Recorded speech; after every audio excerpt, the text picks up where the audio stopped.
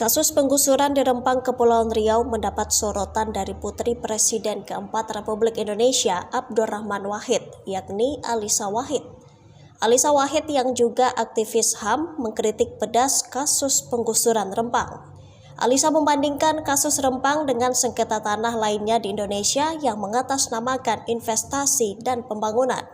Kritikan itu dilontarkan di akun Twitternya pada Minggu 24 September. Dalam unggahannya, Alisa mengungkapkan sejumlah kasus pelanggaran HAM pada sengketa tanah yang terjadi di Indonesia. Ia langsung menyinggung kasus yang baru terjadi di Pulau Rempang dan Pohuwatu Gorontalo. Menurut Alisa, konflik terjadi lantaran pemerintah kerap salah memandang rakyat saat melakukan penggusuran. Apalagi terjadi intimidasi yang dilakukan pemerintah untuk menyelesaikan konflik. Alisa pun tidak yakin bahwa kemarahan rakyat dipicu dari propaganda asing.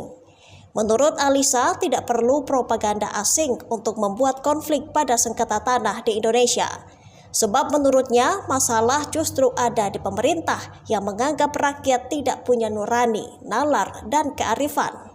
Hal itu disebut dialami Alisa sendiri saat bertemu dengan pejabat negara, baik pemerintah ataupun DPR, DPRD.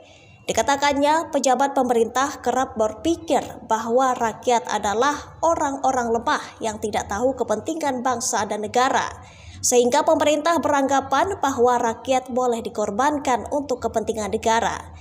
Bahkan tidak jarang narasi yang dikeluarkan pemerintah hanya soal untung dan rugi. Alisa pun mencontohkan kasus konflik Wadas yang pernah ditanganinya, di mana saat itu rakyat hanya dianggap sebagai orang menumpang oleh pemerintah. Menurut Alisa, selama pemerintah memandang rakyat rendah dan lemah sehingga layak dikorbankan demi investasi, maka kasus-kasus seperti Rempang akan terus berlanjut.